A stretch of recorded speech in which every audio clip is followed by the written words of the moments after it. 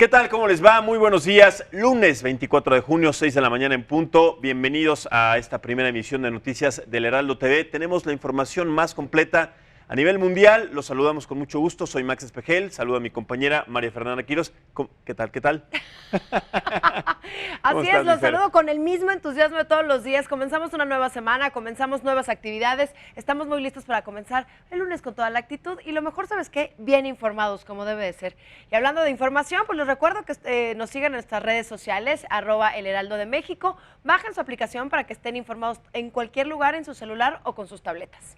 Muy bien, vamos a empezar, si les parece, con la información, porque el presidente de los Estados Unidos, Donald Trump, que parece que no descansa, que no duerme, insistió en que los demócratas tienen 2 semanas para negociar cambios simples en el proceso de asilo y los vacíos legales de la inmigración. Indicó también que de lo contrario va a comenzar esta gran deportación de la que ha amenazado estas últimas semanas.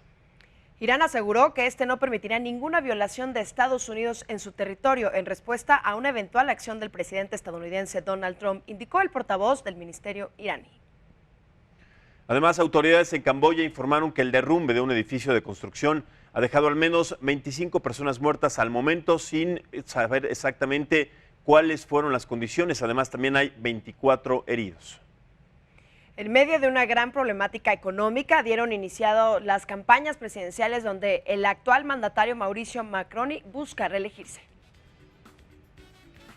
Con el objetivo de prevenir y reducir todo tipo de basura en los océanos, ahora líderes de la Asociación de Naciones del Sudeste Asiático aprobaron una declaración para combatir la contaminación en los mares.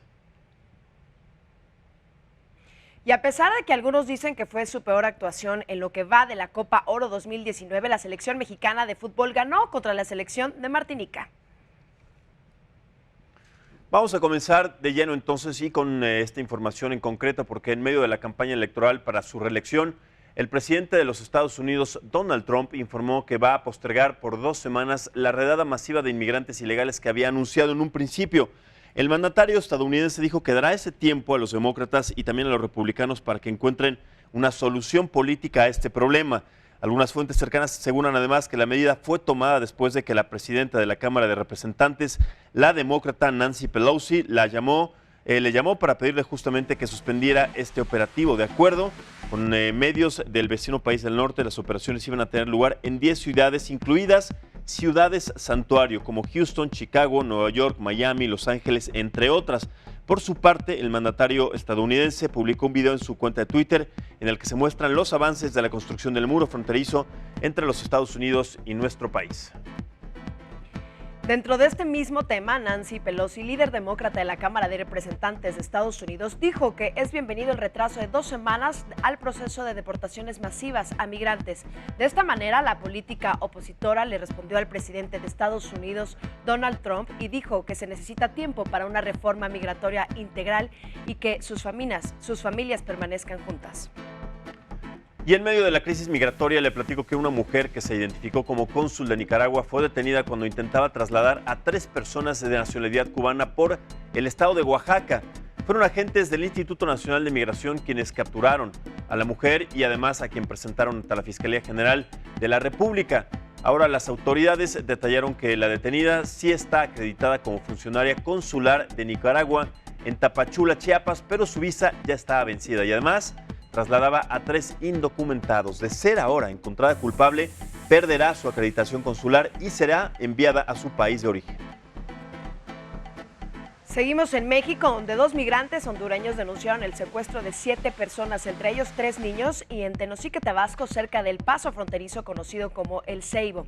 De acuerdo con sus testimonios, el plagio ocurrió la madrugada del sábado, cuando hombres armados y encapuchados se llevaron a los migrantes, y los denunciantes aseguran que ellos lograron escapar. Los testigos explicaron que las víctimas eran hondureñas, igual que ellos, pero los acaban de conocer 4 horas antes de cruzar la frontera.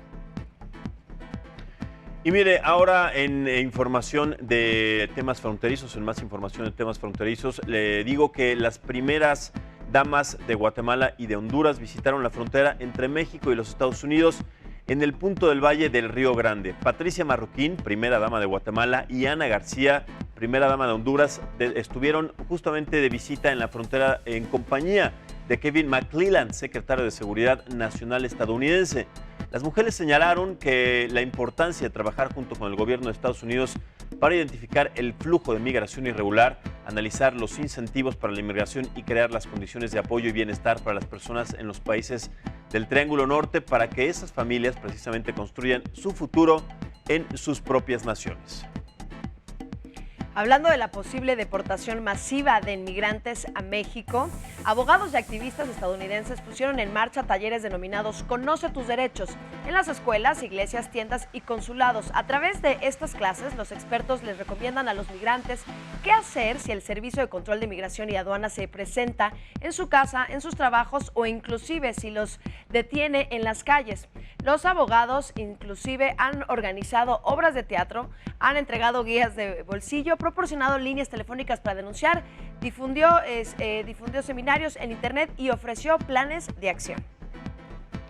Vamos ahora a cambiar de latitud, vamos concretamente a Sudamérica, donde el tema migratorio también es sumamente complicado. Chile puso en vigencia una visa de turistas para el ingreso de los venezolanos que escapan todos los días de la crisis que sucede en su país y que en 3 años se ha convertido en la mayor colonia extranjera. Las autoridades advirtieron que el objetivo de la medida es ordenar la casa y señalaron que los ciudadanos de Venezuela podrían solicitar inclusive la visa de turista en cualquier consulado de Chile en el mundo.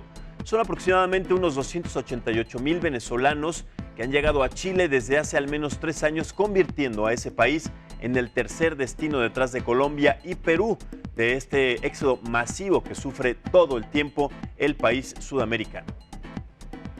Y seguimos con la crisis venezolana porque el líder opositor Juan Guaidó consideró que la visita de la funcionaria de Naciones Unidas Michelle Bachelet a su país puede suponer el comienzo de un cambio en la crisis humanitaria. El presidente de la Asamblea Nacional dijo que la visita es reconocimiento de la gravedad de esta situación que la oposición lleva años denunciando.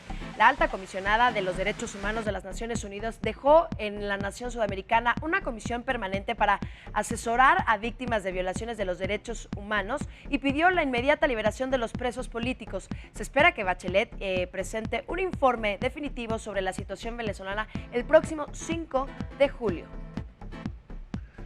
Y escuche, porque a pesar de la visita de funcionarios de Naciones Unidas a Venezuela, una organización no gubernamental y también familiares denunciaron que 2 militares retirados fueron capturados horas después de que la alta comisionada para los derechos humanos de la Organización de las Naciones Unidas, Michelle Bachelet, abandonara el país. Alfredo Romero, director de la agrupación Foro Penal, indicó que tenían reportes sobre las detenciones de los militares en retiro Francisco Torres Escalona y también Miguel Castillo Cedeño, ambos excoroneles de aviación. La esposa de uno de ellos dijo que su marido fue esposado y sacado de su casa con el rostro tapado por los hombres que se lo llevaron de manera forzosa en su automóvil. En otros temas, le platico que el presidente de Estados Unidos, Donald Trump, envió una carta al líder norcoreano Kim Jong-un. La agencia estatal de noticias del país asiático calificó la misiva como excelente y dijo que el mandatario la analiza con cuidado. Por su parte, la Secretaría de Prensa de la Casa Blanca, Sarah Sanders, confirmó que Trump envió la carta y dijo que la correspondencia entre los dos líderes ha estado en curso. Las conversaciones formales entre ambas naciones fracasaron tras la fallida cumbre de Kim y Trump. Sostuvieron en febrero en Vietnam. Washington exige a Pyongyang que abandone su programa nuclear para que le sean levantadas las sanciones económicas. Y en otros temas que también son considerados delicados, le informa ahora que el Comando Cibernético del Ejército de los Estados Unidos lanzó un ataque digital en contra del sistema informático militar de Irán. La avanzada fue aprobada por el presidente estadounidense Donald Trump al mismo tiempo que ordenaba abortar un ataque con misiles en respuesta al derribo de un dron de vigilancia que usted sabe sucedió hace una semana. Los ciberataques llevaban semanas planeando, según mandos militares anónimos, y dejaron además supuestamente sin funcionar los sistemas utilizados para controlar los lanzamientos de misiles iraníes. Pero esto solo se puede verificar si Teherán intentara lanzar un proyectil.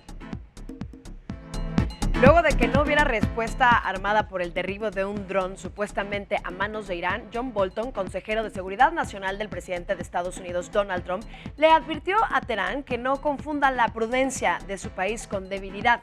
Dichas declaraciones se dan un día después de que Irán advirtiera a Estados Unidos que un ataque contra su territorio tendrá consecuencias devastadoras para sus intereses en la región. El mensaje de Bolton parecía estar dirigido no solo a Irán, sino también a tranquilizar a Israel en sentido de que la Casa Blanca sigue prometida a mantener la presión sobre Teherán. Y en otros temas le platico que el viceministro chino de Agricultura, Hu Dongyu, fue elegido ahora como el director de las Agencias de las Naciones Unidas para la Agricultura y la Alimentación, mejor conocida como la FAO. El nuevo encargado tiene 55 años de edad, es biólogo de profesión y va a reemplazar al brasileño José Graciano, quien ejerció este puesto durante 2 mandatos.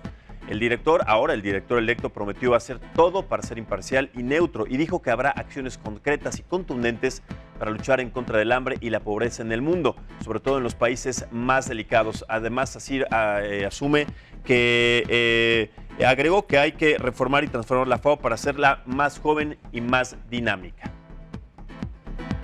Bien, pues esta información que sucede sobre todo en situaciones y en decisiones que se toman en diferentes latitudes, sobre todo en los países más desarrollados, hacen pensar, sí, no ahora, sino cada año, que los países que tienen más problemas en cuanto a situaciones de comida, de distribución de comida, que viven además en pobreza extrema, tienen que ahora contar con estos proyectos en donde son también invitados otros países desarrollados del mundo. Estas relaciones bilaterales, trilaterales en este caso, son importantes, sumamente delicadas y además indispensables para que estas personas en una situación sumamente delicada puedan salir poco a poco de esta situación de hambre y de carencias en los países en vías de desarrollo. Que así sea. Bueno, ahora nos vamos a Reino Unido. Continúa con la batalla para decidir quién será el sucesor de la ex primera ministra Theresa May. Ahora la contienda dio un vuelco cuando Boris Johnson, favorito para quedarse con el puesto, se negó a contestar preguntas sobre un pleito que tuvo con su novia. Fue el fin de semana cuando se realizó un debate entre Johnson y su rival Jeremy Hunt en la ciudad de Birmingham y el moderador cuestionó al exalcalde de Londres, quien prefirió evadir la respuesta. Lo anterior deriva de una llamada a la policía hecha por vecinos de Boris Johnson, quienes denunciaron fuertes gritos en la casa y portazos. Vámonos ahora con temas electorales porque en el Cono Sur le platico que arrancó de manera oficial la campaña presidencial en Argentina en medio de una fuerte recesión. El actual presidente liberal Mauricio Macri, que busca inclusive la reelección, se opone a Alberto Fernández, que encabeza la fórmula peronista que incluye a la exmandataria Cristina Fernández y también quien arranca con cierta ventaja según las encuestas. El tercero en disputa es el centrista Roberto Lavagna, aunque está también un poco retrasado en un escenario polarizado entre el macrismo y también el kirchnerismo. El país va a las urnas en medio de una recesión que comenzó el año pasado y que además deja pobreza, desempleo e inflación en esta nación sudamericana. Las protestas en Hong Kong parecen no tener fin. El sábado cientos de miles de manifestantes salieron a las calles y se manifestaron afuera de las oficinas de la policía. Los inconformes, equipados con máscaras y cascos, cubrieron con cintas las cámaras de vigilancia, realizaron pintas y lanzaron huevos contra la fachada del edificio de la policía. Debido a la trifulca, 9 mujeres y 4 hombres fueron hospitalizados. Las exigencias de los ciudadanos son la eliminación de una reforma, las leyes de extracción y de que la policía se disculpe por el uso de la fuerza durante las protestas. Seguimos en Europa porque de donde también se registraron manifestaciones masivas fue en Praga. Ahí 250,000 personas salieron a las calles para exigir la dimisión del primer ministro checo, el magnate Andrej Babis, acusado ahora de abusos con fondos europeos y quien está pendiente todavía de un juicio político. Se trata de la mayor protesta ciudadana desde la caída del comunismo en el año de 1989 y en ella también se demandó el cese de la ministra de Justicia, Mary Benesova, una antigua fiscal a la que además sus críticos acusan de querer proteger al primer ministro. Según una investigación, el consorcio agroalimentario Agrofert, como se le considera propiedad además de Babis, ha recibido millonarias ayudas de forma injustificada, incluso siendo él el jefe del gobierno. ¿Qué le parece? Y un trágico accidente aéreo dejó 11 personas muertas en la isla hawaiana de Oahu. Informaron autoridades estadounidenses. Los hechos ocurrieron cuando un avión de paracaidismo se estrelló e incendió poco después de despegar de un aeródromo costero. El Departamento de Transporte de Hawái informó que 11 personas iban en la aeronave y nadie sobrevivió. 3 de ellos eran clientes y el resto personal de la compañía de paracaidismo. El bimotor despegó, pero momentos después dio vuelta y al parecer regresaba, pero pasó por encima de algunos árboles y se estrelló cerca de la valla perimetral. Los servicios de emergencia llegaron en minutos, pero no pudieron hacer nada por las víctimas. Y bueno, hablando de tragedias, le informo que al menos fueron 31 personas las que resultaron lesionadas luego de que un sismo magnitud 5.4 en la escala Richter, registrado en el condado de Gongxian, en la provincia de Sichuan, en China, sucedió este fin de semana. Afortunadamente, ninguno de los heridos se encuentra en una situación delicada. El Centro de Redes Sismológicas de China dio a conocer que el epicentro del sismo se detectó a una profundidad de 10 kilómetros. Personal de socorro además acudió de manera rápida e inmediata a la región en donde se sintió el sismo y se pusieron en marcha diversas acciones de apoyo y de rescate. Las autoridades se mantienen en alerta ante una posible réplica que se pueda presentar en estos días. Y en donde desafortunadamente sí se registraron muertos fue en Camboya, donde el derrumbe de un edificio dejó hasta el momento 25 personas fallecidas y 24 heridos. Las autoridades detallaron que el edificio se vino abajo tras la madrugada del sábado en el sudoeste del Camboya, un polo turístico en auge conocido por sus casinos y que recibió a grandes inversiones de China.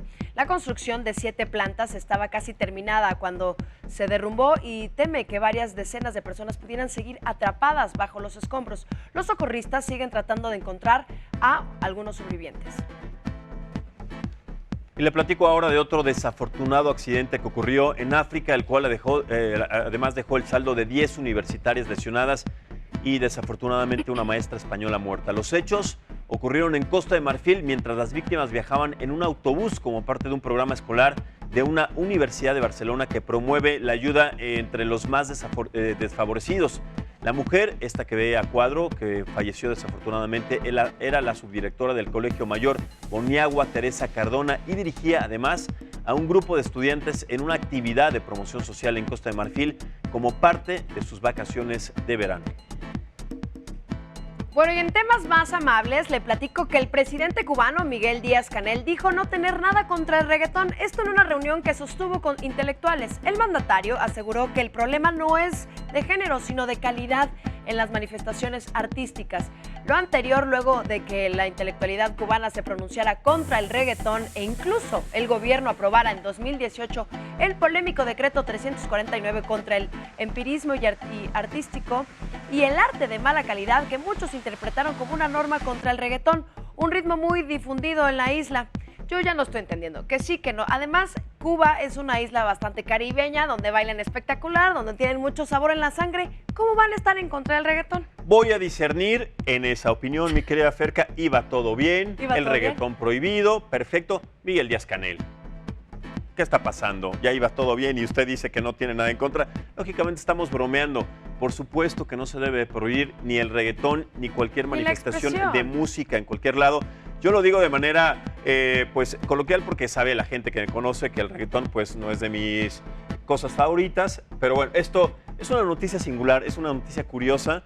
Curioso, y más en un lugar de verdad donde tienen mucho sabor y tienen mucho tipo de música. ¿Cómo van a prohibir una manifestación musical cuando alguien lo quiere escuchar para lo que sea bueno? Ya será de cada quien, ¿no? Allá ellos. Cada quien tiene sus gustos musicales y yo lo que les voy a preguntar a ustedes, por favor escríbanme, ¿están de acuerdo con el reggaetón? Yo entiendo que luego las letras, la verdad, sí están un poquito subidas de tono y la verdad no estoy muy de acuerdo en muchas cosas, pero bueno, creo que hay que tener libertad de expresión y por favor opinen aquí en las redes sociales que están muy activos el día de hoy, en el lunes en la mañana. Pues es que el reggaetón, yo la verdad confieso que eso es un gusto culposo. Bueno, hablando de plagas como las de los reggaetoneros, les voy a presentar otro tipo de plagas, no sé qué. Vamos a platicar de una plaga que sí está siendo considerada importante. Es una plaga de ratas que está afectando al Palacio de Buckingham y también, al parecer, también la reina Isabel II no le gusta nada este tipo de visitas, estos nuevos inquilinos.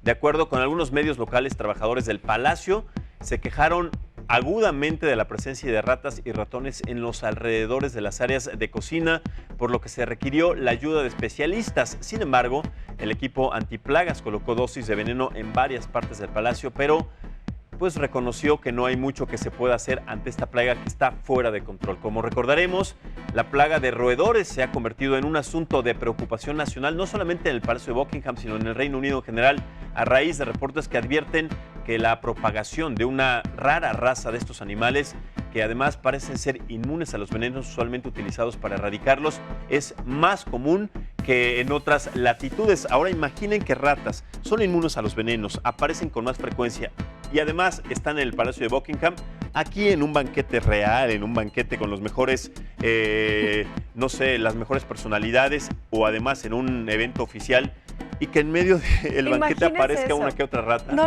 es que hasta no en las mejores familias. Hasta en las mejores familias, y está sucediendo, no lo puedo creer. O sea, en el palacio, ratas, y además que digan una especie rara de ratas y que sean inmunes al veneno, yo no lo puedo creer. Y lo que es impresionante es que esto está un poco fuera de control y dicen que no lo pueden controlar. Entonces, no, es que de verdad me da muchísimo asco imaginarlo. Muy bien. No.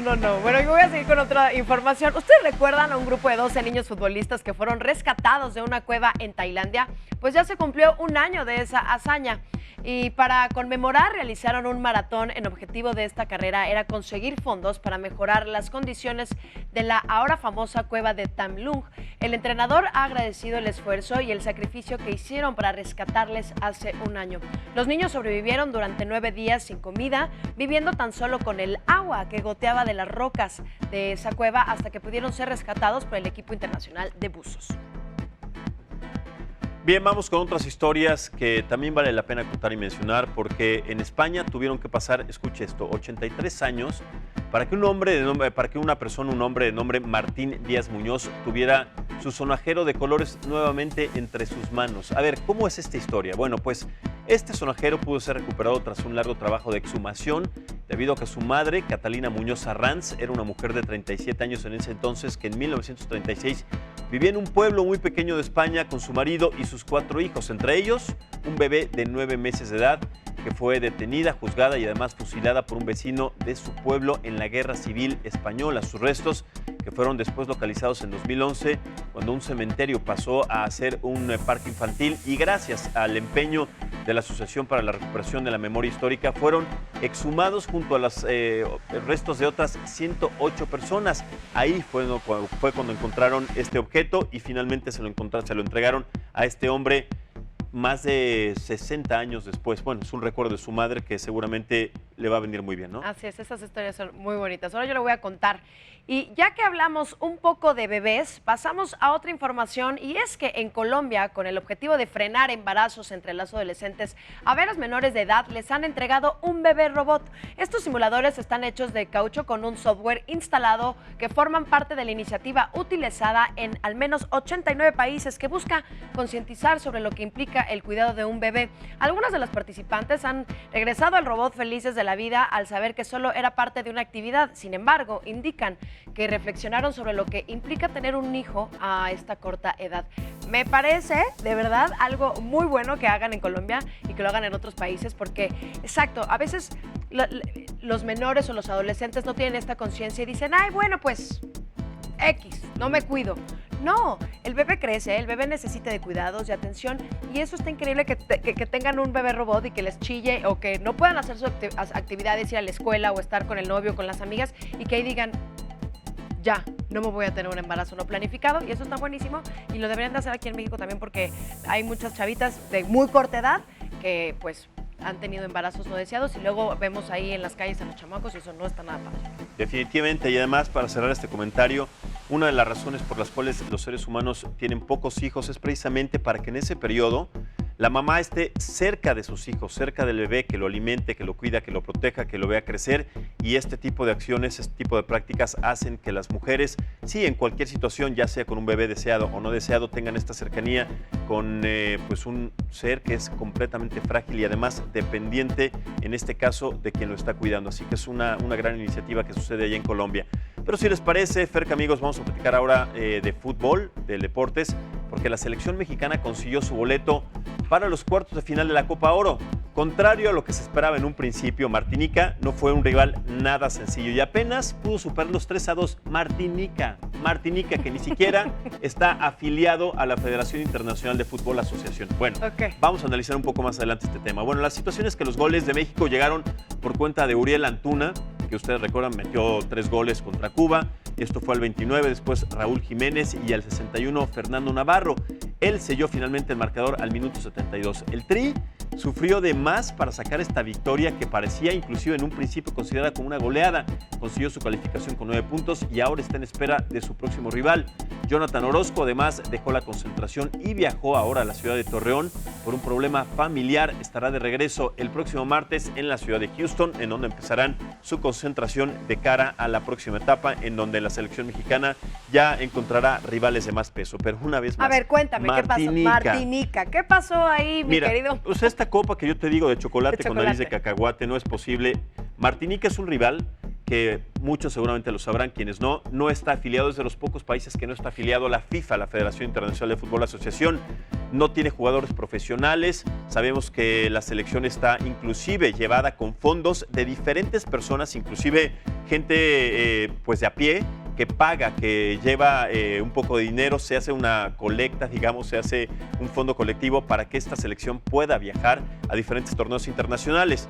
Sabemos que no tienen un gran nivel, muchos son carpinteros, albañiles, taxistas, etcétera, y que se les complique Martinica a una selección mexicana que lleva pues ya un proceso largo y que además son profesionales que ganan millones de pesos y que de verdad se les complique Martinica. Yo lo voy a decir siempre, no puede ser posible. Eso es lo que yo quería aumentar un poquito. ¿Qué pasó? O sea, entonces mi selección que trae mal nivel o qué está sucediendo, porque si es de chocolate esta copa y dices que el nivel es bajo, ¿qué sucedió acá? Bueno, imagínate si se les complica acá a la Martinica lo que hubiera sucedido con Brasil, con Uruguay, con Argentina, en fin, bueno. Vamos a pasar a otras cosas porque precisamente hablando de la selección de Argentina, ellos finalmente consiguieron una victoria pues frente a su rival de Qatar, lo vencieron 2-0. Lautaro Martínez abrió el marcador a los 4 minutos de haber iniciado el partido por un error de la saga de Qatar, pero no fue sino hasta el minuto 56 aproximadamente, en donde finalmente los argentinos dieron tregua de este marcador. Ahora la selección argentina, que estaba a punto de no calificar, finalmente califican en segundo lugar en el grupo en donde estaba también Paraguay contemplado como un posible segundo lugar. Ahora puede ser uno de los mejores terceros lugares. El próximo 28 de junio tendrán su participación en la siguiente etapa. Por otra parte, Colombia también avanzó con paso perfecto tras ganar a Paraguay con 9 suplentes. Les ganó 1-0 con gol de Gustavo Cuéllar al minuto 31. Paraguay ahora, como le digo, solamente hizo 2 puntos y quedó finalmente eliminado. En tanto, la selección brasileña le metió, ellos 5 goles a Perú. Casemiro, Roberto Firmino, Everton, Dani Alves, como se le conoce, y William sellaron el pase de Brasil a los cuartos de final de la Copa América como líder del grupo. Ya Perú pues terminó en tercer puesto y ahora está en espera de una combinación de resultados para ver si avanza como uno de los mejores terceros lugares de esta competición, que es la más antigua del mundo. Brasil Brasil con un cuadro pues ¿Estás que contento no es, con esto? Pues a final de cuentas te dan pues una visión de que un equipo que sí favorito, Brasil, que tampoco jugó con su estrella máxima con Neymar por este problema de salud. Tenemos un problemón ahí que no sabemos qué ha pasado con los videos con la señorita. Pero no, por eso no fue. De alguna manera fue por una lesión en el tobillo por la cual ya no pudo jugar la Copa América. Bueno, sin él, de todas maneras, la selección de Brasil está en un gran nivel. Yo creo que la selección de Brasil y Uruguay son las que mejor nivel mantienen. 5-0 le metió a Perú, que no es ningún flan, pero bueno. Bien, ahora en más información, el Gran Premio de Francia se lo llevó Lewis Hamilton. El británico hizo valer la pole position conseguida este sábado para lograr principalmente su victoria número 79 al imponerse a su compañero de escudería, el finlandés Valtteri Bottas, y también al monegasco Charles Leclerc. Ellos fueron segundo y tercer lugar respectivamente en el podio de ganadores. Además, el piloto mexicano Sergio Pérez terminó en la 12ª posición en el Gran Premio de Francia, luego de que largara en el lugar número 10 en el circuito Paul Ricard. Y en más información, también el tenista suizo Roger Federer impuso otro récord luego de conquistar su 10º título del torneo de Halle. El suizo superó con parciales de 7-6 y 6-1 a David Goffin para aumentar su cifra récord de victorias en el torneo sobre césped y además obtener así su 10º título en un mismo evento por primera vez. Solamente Rafael Nadal, el español, lo había logrado. Federer busca ahora su título 9 de Wimbledon, que arranca el próximo 1 de julio. El suizo además tiene, les recuerdo, 102 títulos de la ATP. Está aproximadamente a 7 títulos del tenista estadounidense Jimmy Connors, que es el que más títulos tiene en este tipo de competiciones. Es un tenista que ostenta los 108, 109, me parece, títulos de la ATP. No está lejos el suizo Roger Federer. Ahora, con estos previos que mantienen siempre una hegemonía en donde se da cuenta de que el suizo es uno de los mejores todavía en esta superficie de pasto, hace pensar que tal vez este año o el próximo año pueda igualar o estar ya muy cerca de este récord del tenista estadounidense Jimmy Connors. Impresionante. Está muy cerca de eso. Pero bueno, ¿les parece que vámonos a un corte? Sigamos aquí con La Mañana y bien informados. Muchas gracias por estar comentando en los mensajes y les mando un beso a New Jersey, nos están leyendo hasta allá. Ahorita Así nos es. vemos. Saludos a todos, muchas gracias. Vamos a la pausa y continuamos en un momento con más información. New Jersey.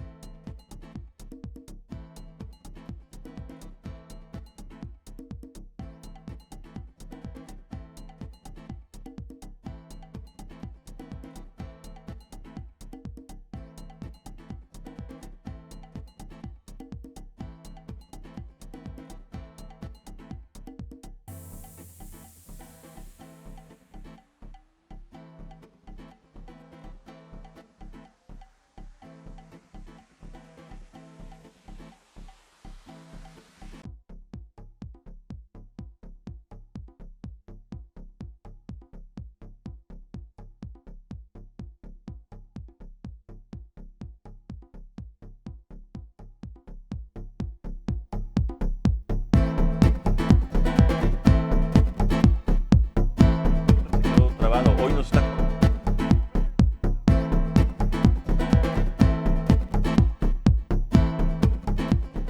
Muchas gracias por continuar con nosotros en esta edición de Primera Emisión de Noticias en el Heraldo TV. Tenemos mucha información. Además, les recordamos, Ferca, que tenemos nuestras plataformas digitales abiertas disponibles para que ustedes se comuniquen con nosotros. Tenemos algunos comentarios, inclusive nos están viendo desde otros países. De New Jersey, sí, me dio mucho gusto. Se están manifestando y están empezando la mañana con toda la actitud y muy al pendiente de esta información. También comentan que la música es agradable a todos los oídos y que el reggaetón está todo lo que da también aquí en las redes sociales. ¿Cómo es el reggaetón? El reggaetón, es que Muy bien. La vida hay que vivirla así, mi querido Max. Muy bien, vamos a continuar, si les parece, con la información, porque miren, desafortunadamente siguen los reveses para la economía mexicana. En esta ocasión, la firma financiera inglesa Barclays redujo de 1.2 a 0.5% su previsión de crecimiento del Producto Interno Bruto, PIB, como se le conoce, para el 2019, ante una pérdida de dinamismo que atribuye al entorno global y también a factores locales idiosincrásicos, así es como se le conoce. La empresa dijo que la disminución en el gasto del gobierno representa un factor de riesgo adicional para los siguientes meses. Las mayores economías de América Latina tendrán ahora un crecimiento menor pronosticado, pero México es la nación con el porcentaje más grande y que se ajusta ahora, sí, desafortunadamente a la baja. En 2018 la economía mexicana creció 2% en este mismo periodo, mientras que en 2019 lo hará a una tasa anual de 0.5%, aproximadamente 0.7% menos que lo previsto al comienzo de este año. Entonces, si esto no es una recesión económica como lo habíamos planteado, pues que me explique alguien una diferencia del 0.7 al 2 que se tenía pensado en un principio, me parece gigantesca. Tenemos que mantenernos con cierto aliento, porque en el segundo semestre que ya comenzamos del año es cuando el Producto Interno Bruto, cuando la inversión privada y también pública puede empezar a replantear esta situación, puede existir un crecimiento que, bueno, depende de diferentes factores, puede llegar hasta el 1.2, 1.3, pero lejos todavía del 2.1, como lo tuvimos en el mismo periodo el sexenio del año pasado. Bueno, y con el fin de promover la agricultura mexicana, se colocó la primera piedra de la Casa del Aguacate en Uruapan, Michoacán, en la que se invierten 2.400 240 mil millones de pesos. Se prevé que el inmueble está concluido en 2 años y tiene como objetivo promover el desarrollo de la cadena productiva del aguacate y la facilitación de la actividad para los exportadores. Los recursos provienen de la Asociación de Productores y Exportadores de Aguacate de México y de los importadores en Estados Unidos. En dicho lugar se concentrarán oficinas del Departamento de Agricultura estadounidense, la Secretaría de Agricultura y Desarrollo Rural y los aguacateros. Eso me da mucho gusto porque además el aguacate es delicioso y más el mexicano. Exacto, defendiendo el producto mexicano. Bien, en más información, el Instituto Nacional de Estadística y Geografía dio a conocer el indicador trimestral de ahorro bruto conocido como el ITAV, el cual además durante el primer trimestre del 2019 creció en el 0.1% en comparación al trimestre previo. El objetivo de este indicador es mostrar el dato que representa la parte del ingreso disponible que no se gasta en bienes y servicios de consumo final, permitiendo con estos recursos la adquisición de activos por parte de los agentes económicos.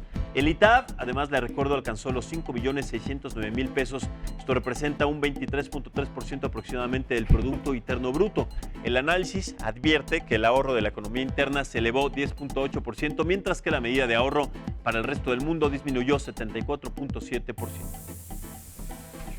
Bueno, y tenga mucho cuidado cuando usa su tarjeta de crédito porque las autoridades han detectado un nuevo tipo de estafa. Se llama carding y es usada por ciberdelincuentes. Es como cuando llevan a cabo robos hormigas a los usuarios. Si usted ha notado que en sus estados de cuenta tiene cargos no reconocidos de suscripciones a plataformas de streaming y de viajes o boletos de autobús que nunca tomó, posiblemente fue víctima de este delito.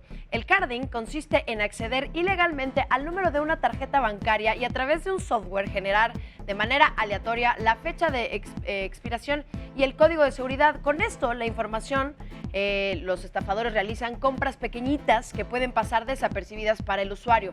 Para evitarlo, no compre en computadoras públicas, no pierda de vista su tarjeta, nunca. Y bueno, nunca digite usted el número de seguridad o póngale una calcomanía atrás de la tarjetita y ese tipo de cosas, porque luego vemos más 5 pesos, más 2, ¿no? Como ese tipo de cosas que dices, ay, luego lo voy a reclamar y se te va. El carding, ahora el sí, carding, el ahora robo es el nuevo hormiga de manera digital. Así es. Tengan mucho cuidado porque verdaderamente estos ladrones cibernéticos, estos pillos cibernéticos como se les conoce, pues hacen de las suyas de diferente manera. Ahora, de manera, si lo tenemos que decir así, inteligente, si se le puede considerar inteligencia a esto, que hagan estos pequeños cargos de manera recurrente, pero sí sin que los usuarios se den cuenta, hace pensar que, imagínense ustedes, a nivel global y con muchas cuentas, estamos hablando de millones de dólares. Tengan mucho cuidado cuando utilicen su tarjeta y sobre todo cuando lo usen para comercios cibernéticos, para cuando compren en línea, para cuando hagan pequeñas compras o grandes compras, porque de verdad en un estado de cuenta puede pasar desapercibida un cargo de streaming o diferentes cargos pues que son a simple vista imperceptibles, ¿no? Así es. Tengan mucho cuidado. Bueno, y expertos utilizan las matemáticas para evitar posibles engaños y hackeos a los automóviles autónomos. Se trata del proyecto Autonomy, el cual ha recibido 3.9 millones de euros en la Unión Europea con el objetivo de crear aceptación y la confianza en la movilidad autónoma. Lo anterior, luego de que en el 2017 investigadores de la Universidad de Washington descubrieron la forma de confundir a estos vehículos al poner estampas o agregarles palabras a las señales de tráfico. Además, algunos hackers han logrado controlar de forma remota el aire acondicionado, el audio o el limpiaparabrisas e incluso a detener el motor. Por lo anterior, los matemáticos ya trabajan para hacerlo los algoritmos de aprendizaje automático más robustos frente a este tipo de ataques. ¿Qué tal? Ahora hasta los hackers se van a meter en mi dirección. Pero te voy a decir una cosa. Se van a meter en cómo voy a manejar yo el coche. Qué desperdicio y qué desafortunado que personas como los hackers, que tienen un conocimiento brutal, impresionante, se dediquen ahora a ser delincuentes. Los nuevos secuestradores, porque esto es un secuestro, así como lo vemos en situaciones cuando roban la identidad, cuando roban los datos, cuando roban la información de una computadora. Eso es secuestro, sí, secuestro electrónico, secuestro virtual, como ustedes lo quieran llamar, pero finalmente secuestro es un delito. Personas con una capacidad no solamente de aprendizaje, sino un talento para desarrollar estos programas que se dediquen ahora a eso, me parece lamentable y tendría que ser inclusive en un futuro próximo considerado como uno de los delitos más penados en la actualidad. Pero bueno, eso lo dejamos también a su consideración. Vamos a pasar ahora, Ferca, amigos, a un tema muy importante, un tema del que le hemos estado platicando y seguramente usted ha escuchado acerca de esta decisión del presidente de los Estados Unidos, Donald Trump, de deportar de manera masiva a cientos o incluso miles, cientos de miles de personas que están en la Unión Americana, deportarlas a su lugar de origen en ciudades santuario como Nueva York, Chicago, Los Ángeles, Miami, en fin. Es un proceso que inclusive está contemplado que el ICE, esta organización también de los Estados Unidos, participe de manera masiva. Vamos a analizar este tema con Adolfo Laborde, internacionalista que ustedes conocen muy bien, para platicar acerca de esta situación. Adolfo, ¿cómo estás? Buenos días, te saludamos con gusto. Sí, Max, muy buenos días, ¿cómo estás? Te envío un gran abrazo desde Hungría. Por acá andamos, Max.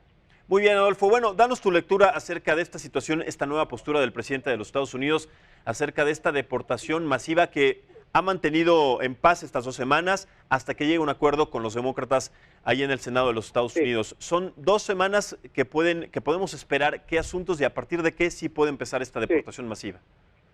Bueno, Max, como bien sabes, esto está en el contexto de la confrontación política, ¿no? Los demócratas han estado hablando de que no va a haber una condición política si no hay una reforma integral, y esa reforma integral es precisamente la que el señor Trump no quiere echar a andar. Entonces, en 2 semanas veo complicado que haya una respuesta para poder ejecutar, planear y diseñar una política migratoria que atienda todos los intereses, ¿no? Partidistas, y por supuesto aquí los que salen pues afectados son los propios inmigrantes de diferentes nacionalidades. 2 semanas es el tiempo en el que se ha planteado, y en estas 2 semanas vamos a ver iniciativas como la ciudad de Chicago, como la ciudad de Nueva York, como bien lo comentas, donde van a blindar estas actitudes de ciudades santuario, para evitar que ICE logre generar esta estrategia pues de deportación masiva.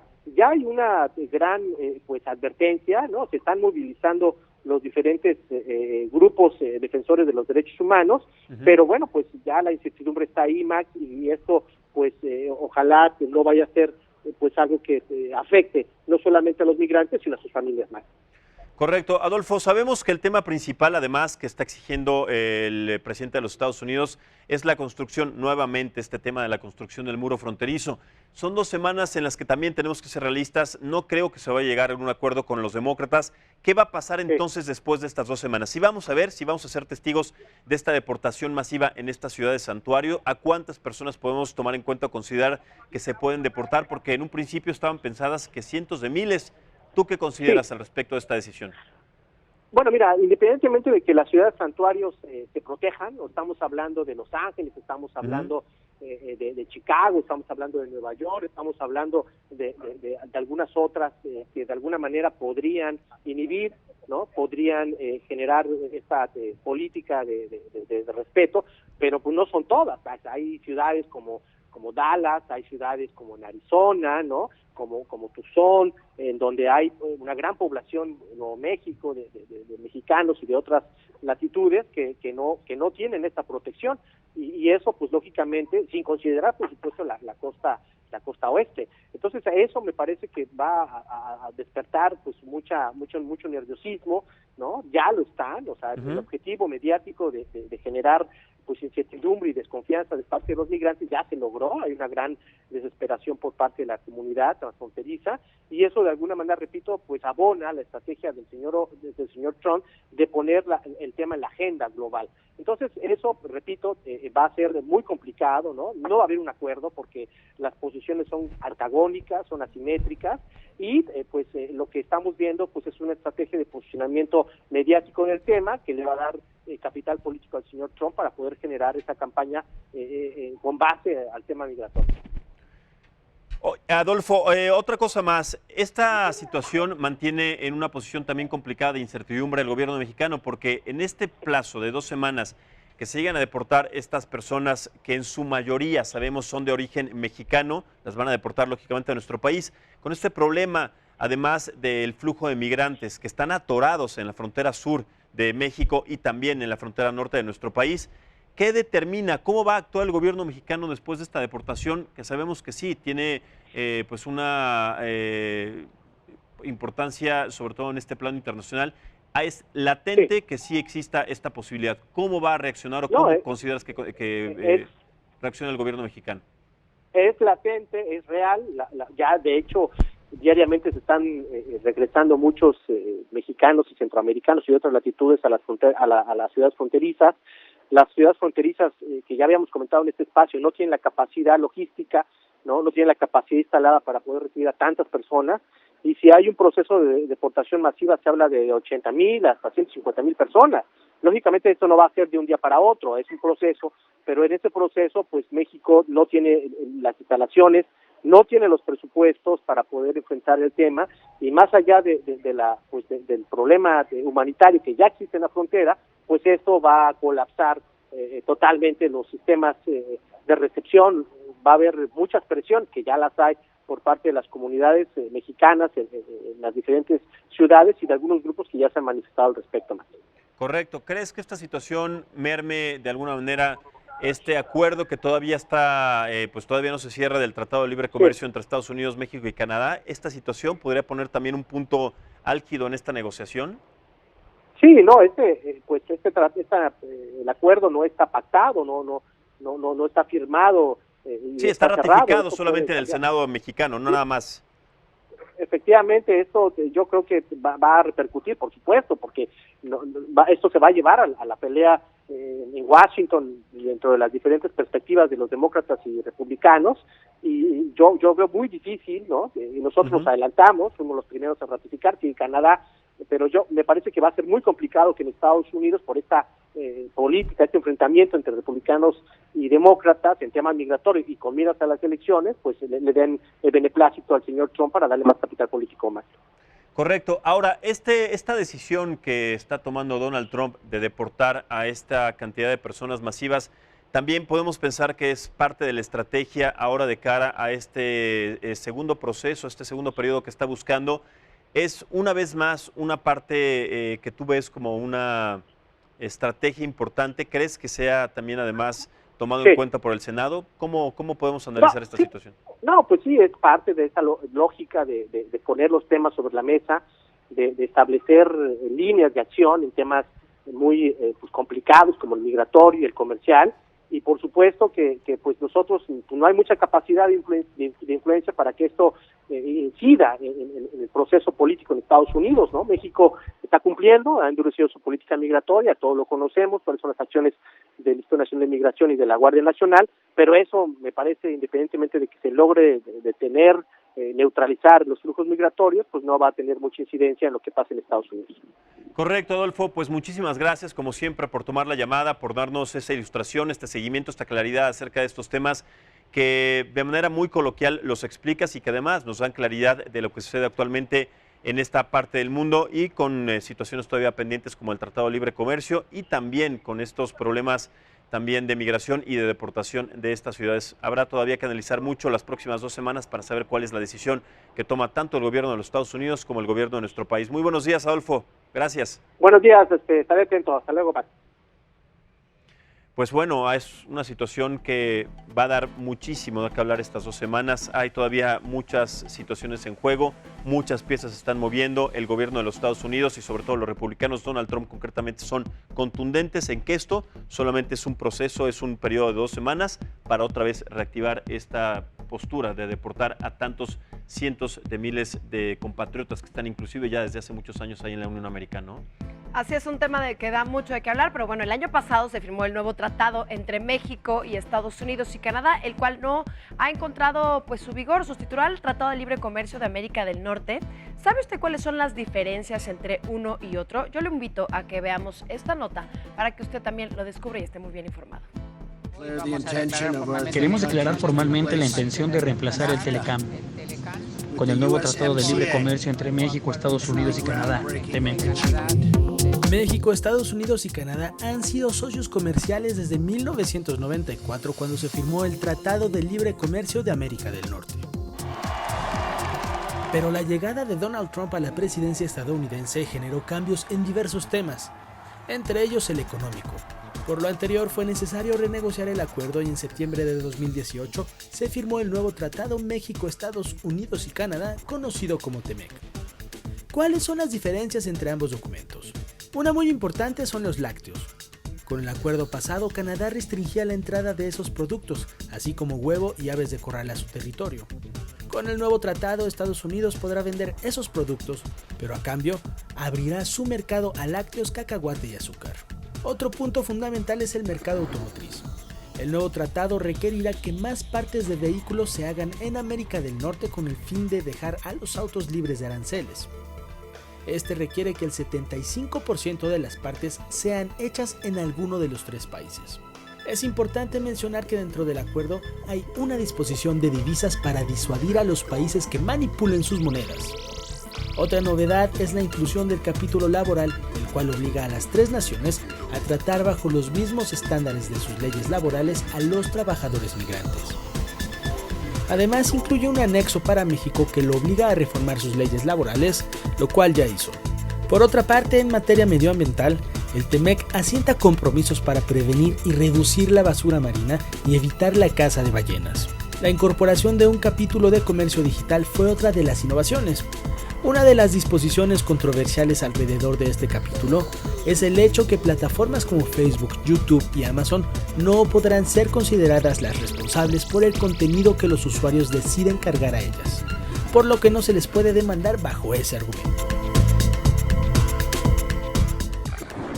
Bueno, y en otras noticias, la policía alemana detuvo a decenas de ecologistas después de que centenares irrumpieran en una mina de carbón en el oeste del país. Esta protesta por la utilización de combustibles fósiles. Los manifestantes cruzaron con violencia las barreras policiales y al menos 2 agentes resultaron heridos en los altercados. Estos actos tuvieron lugar en el marco de una manifestación en la que participaron conjuntamente activistas de 2 movimientos ambientalistas. Y a ver, ¿cuántas notas, de qué manera podemos seguir dando esta información y que no se siga tomando conciencia, que no se tomen cartas en el asunto? Escuche esto. Gracias a imágenes espías tomadas hace varios años, los expertos han determinado que los glaciares del Himalaya han retrocedido a un ritmo sumamente dramático y alarmante. Un grupo de científicos, vea estas imágenes, ha podido comprobarlo gracias a estas fotografías tomadas durante la Guerra Fría por un programa secreto de espionaje estadounidense. Las fotos clasificadas fueron publicadas en 2011 y cedidas a centros de estudios geológicos de los Estados Unidos para investigaciones científicas.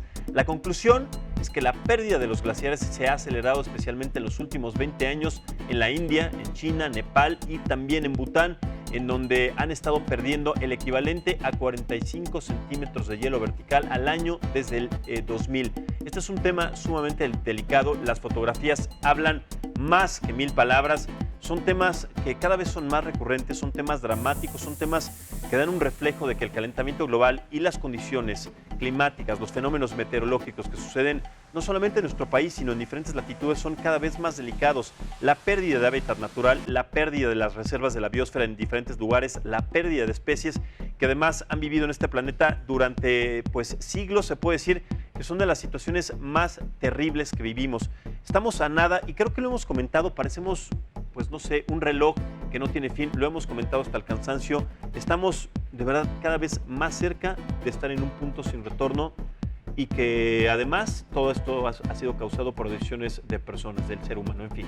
Así es, tristísimo ver este tipo de imágenes y hemos hablado mucho de este tema. Y en más temas relacionados con el calentamiento global, la Agencia Meteorológica Española pronosticó que se superarán los 35 grados centígrados en amplias zonas del interior de la península ibérica. Incluso es bastante probable que se superen los 40 grados en áreas del centro, por lo que se lanzó una alerta de ola de calor.